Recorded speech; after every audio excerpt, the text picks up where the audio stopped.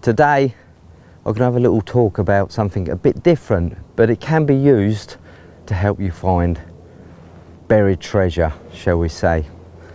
Okay, a lot of people are not going to believe in this, but I am a believer, and you need confidence in it too.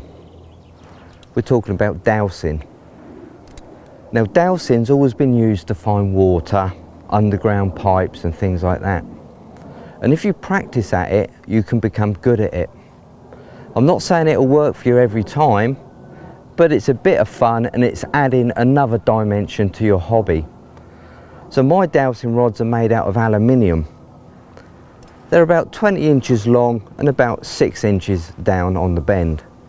A lot of people put big biro pens on there or made out of wood, but I'd suggest if you're new to dowsing, keep this really simple. Aluminium rods, 5mm wide, 20 inches by 6 inches, and you're there.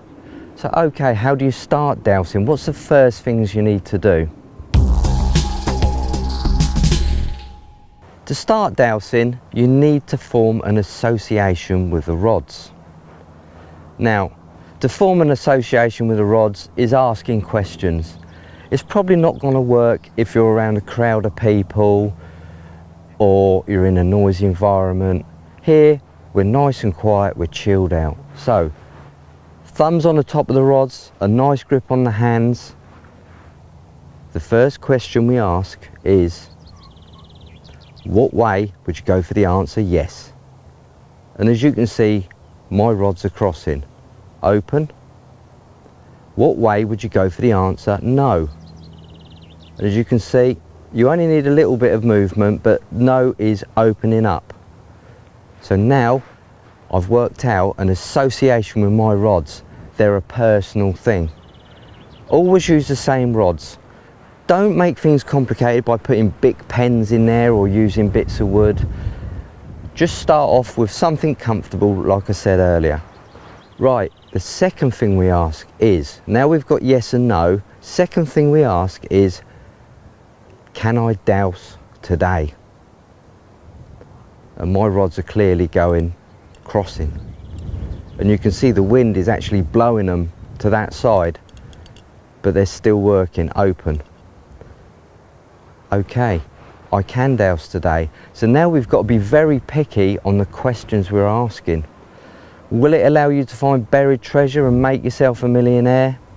Probably not. So you've got to ask roundabout questions.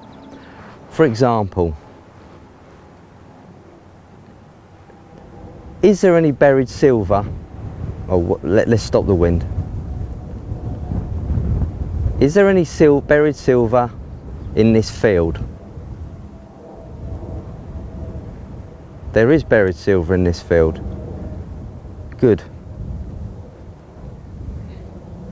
Can you point me towards the nearest buried silver?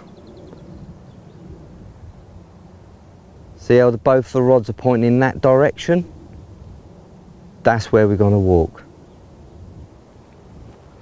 Just keep concentrating about buried silver. And the rods have crossed. Look what happens when I step back. The rods open. The rods are crossed. Now I'm going to walk forward, see what happens to the rods. They've opened. So, we know around this area is buried silver. Right, buried silver. That doesn't mean that we're going to find buried silver there. Unfortunately, there's more questions to ask. First of all, are we on top of the buried silver? Yeah, we are. Open.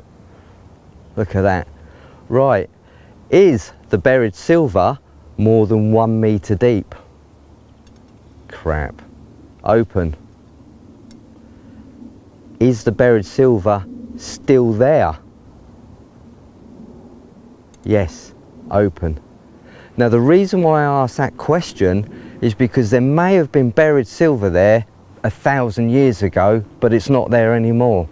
So you've just got to try and nail down and eliminate what's there.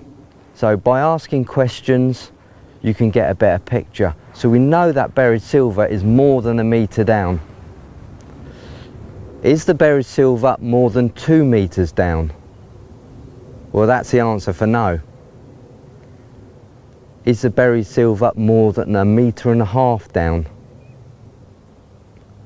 It's not moving, so I'm guessing it's about there. So it could be there, it could be next to iron, it could be something completely different to buried silver. It could be a silver chain off a tractor or whatever. It's just the questions you've got to ask. But trust me, I found Roman coins using this method and it surprised me. You may try dowsing and not be able to do it. Don't give up, keep trying. One day you will form an association with these rods and then you can progress. But have confidence in it, it is a confidence thing. Now, you're gonna think this is a little bit mumbo jumbo, but I'm gonna tell you this for your own safety. I know people who have dowsed and felt very, very ill. Now, if you try dowsing and you feel really tired or really ill or faint, put them down, don't try them again, because dowsing's not for you. I really don't know the full ins and outs about dowsing, but what I can tell you is it works. I'm just at the amateur stage, I'm happy with that, I don't want to progress anymore. But it's worth a try and it's a bit of fun too. So, enjoy.